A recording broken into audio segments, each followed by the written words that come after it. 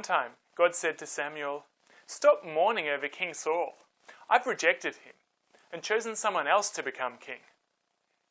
Find a man named Jesse and pour a bit of oil on the head of one of his sons. I'll show you which one. The oil will be a symbol that I've chosen him to become king over my people." Samuel said, "If King Saul hears about this, he'll kill me. Well, take a cow with you and say you've come to sacrifice it." So Samuel went to the town where Jesse lived. The town leaders said, "What are you doing here? Is something wrong?" "I've come to make a sacrifice to God. Here, come with me."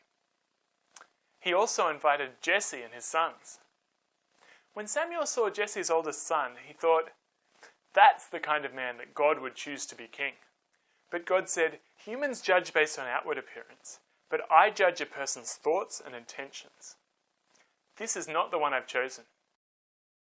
Jesse's second son came forward, but God said, "This is not the one I've chosen."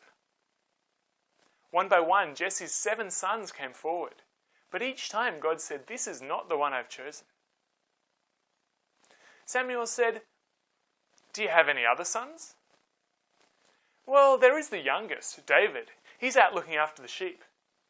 "Well, quick, send someone to get him." So David came along, and God said, "This is the one I've chosen." Samuel poured a bit of oil on David's head as a symbol that he would become king. And God's Spirit was with David. Many years later, King Saul died, and David became the king of Israel. After he'd settled into his palace, David sent for a man of God and said, "Here I am living in a beautiful palace, but the Ark of God's covenant is just in a tent." The man of God said, "Whatever your idea is, you should do it, because I know that God is with you." But the next day, the man of God came back to King David and said, "Last night, God gave me a message for you.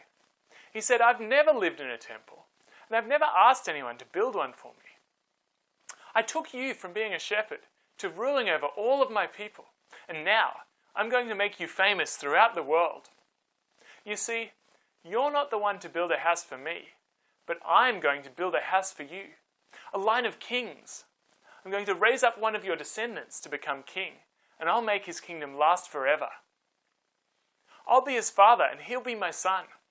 If he does wrong, I'll discipline him, but I'll never take my love away from him like I did with King Saul. Your kingdom and your house will last forever." David said, "Mighty God, I don't deserve the good things you've done for me so far, let alone this promise. There's no one like you, God. May you be honored forever, and may this promise you've made last forever."